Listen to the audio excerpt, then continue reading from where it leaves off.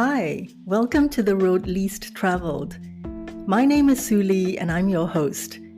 In this podcast, I share with you what I've learned from my journey of self-awareness and spiritual awakening, and also some simple and practical tips to help you in your own journey.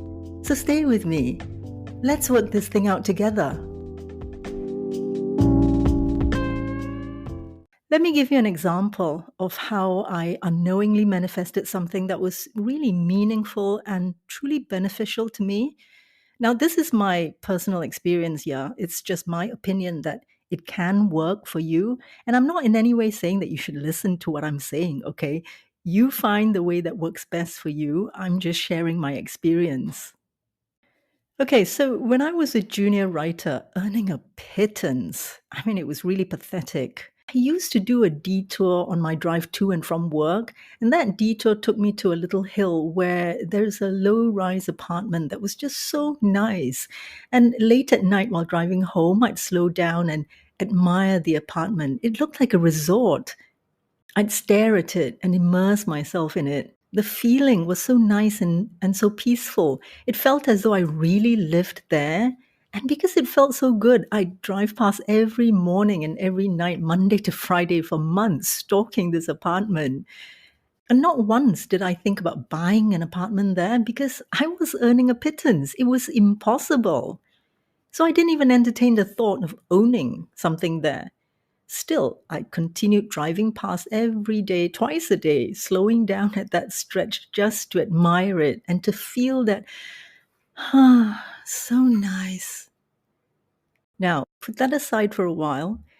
Meanwhile, in the real world, I soon got a job that offered me 4 times what I was earning, literally 4 times.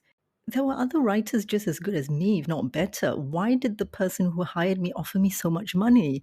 I don't know. Till this day, I don't know. Obviously, I took the job.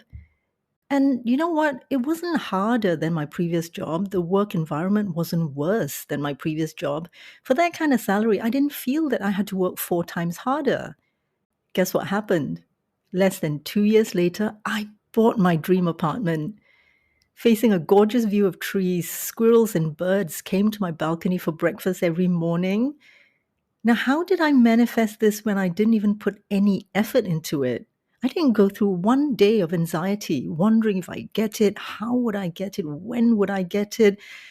That's our minds creating drama. And this drama is what blocks us from manifesting. Oh, by the way, I just want to say that if you're enjoying my series and if you find it of value, please follow and leave me a rating. I'll really appreciate it. Okay, so I realized that I manifested it by not being concerned. Look, it boils down to one thing, okay? It was just a feeling. Every time I drove past the property with its beautiful mature trees, lovely lighting, and quiet serenity, I had this, so nice. It was just a feeling. That feeling is knowing yourself. It's self-awareness. Because it was pure joy. It wasn't ego based. Like, I didn't think if I lived there, and by the way, it's a good location. People call it a posh location, but not once did I ever think of it that way. Really, I just loved it. It just made me feel good. I didn't once think, oh, people will see me as I've arrived or I'm successful. I didn't care about that. The feeling I got every time I gazed at my future home was simply, ah, that's so nice. And that was it. It's the purity of that feeling, untainted by ego. Now, don't get me wrong, I've made loads of ego based decisions, but this one taught me the difference. You see, we are constantly manifesting. Manifesting is not magic. Everyone can do it. You're doing it right now with your thoughts. What you want is not simply to manifest anything, it's to manifest your soul's desires, not your ego's desires. Everything we think we want, every thought we have, really comes down to just 2 sources: your soul or your ego. It's quite easy to tell the difference with a bit of self-awareness. The thing is, when we manifest what our ego wants, those are called lessons. Nevertheless, they're still valuable because they're meant to lead us to our soul's desires. You know what I'm saying? When we're being authentic, when we're being ourselves, and we don't give a toss about what others think of us, we align ourselves with what's meant for us because it has the same energy or soul frequency as us. It comes to us effortlessly. And how do we know we're being authentic? It's that feeling of pure joy, untainted by anything else. You feel that joy unconditionally, even when you don't have it. I mean, it's not even dependent. It's not dependent on whether you have it or not. It's not dependent on circumstances. Circumstances don't matter. You just feel it anyway. Wanting to own something is ego based. Now, I'm not saying that's bad. I'm just giving an example of what's ego driven and what's from your soul. The soul loves unconditionally, regardless of circumstances. There were other incidents where my manifestations took me to things I eventually discovered I didn't really want. In fact, I'm a master manifester. Well, we all are. You are. You see, the issue is not that we can't manifest. The issue is that we don't know ourselves well enough to manifest what we truly want, what our soul wants. We think we want this, we think we want that, but is it what our soul wants? That's what really matters. You know, the positive side of manifesting the wrong things was that I learned so much from those undesirable situations. So you could say that nothing is bad. It's how we look at it, how we turn an undesirable situation into something beneficial. That said, life is not about learning the hard way. You know, life can be and should be fun and easy and rewarding. Why not? You know, just because I did it the hard way doesn't mean you have to. You can jump the queue and go straight to whatever you want. And that only requires you to have one thing: self awareness. I'm sorry, without self awareness, you will continue to manifest undesirable situations. Let me say this again: you are constantly manifesting. Does that sound scary? Yeah, it makes me tremble to think that my thoughts are now manifesting without me knowing. I don't want to scare you, but your thoughts really are very powerful. The moment my thoughts go to the past, oh, you know, I was so hard done by, people used me, backstabbed me, it's so unfair. I didn't even know that I was being taken advantage of, manipulated, gaslighted, blah, blah, blah, blah, blah. I put a stop to it within 2 seconds. Without awareness, those thoughts can go on for the whole day, you know.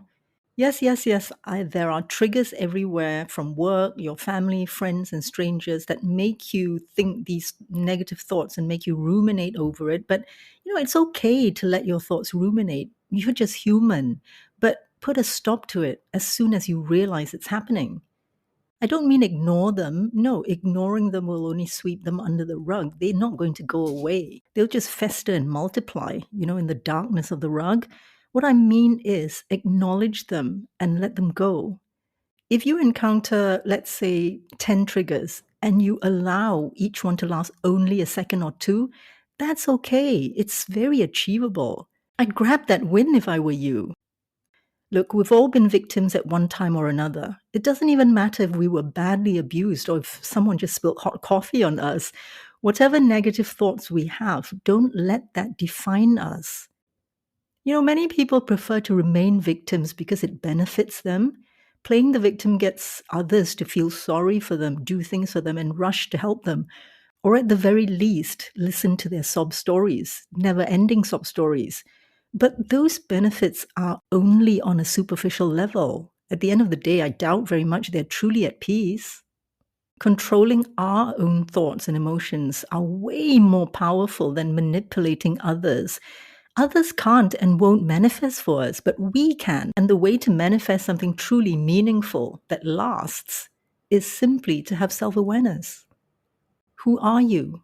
What are your values? Once you know that, everything in life will align itself for you. Okay?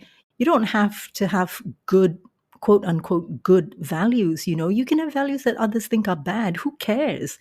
As long as you commit to your values, as long as they're good to you, that's all that matters. Well, of course, as long as you don't lie, cheat, or harm anyone else, what you believe about yourself is all that matters.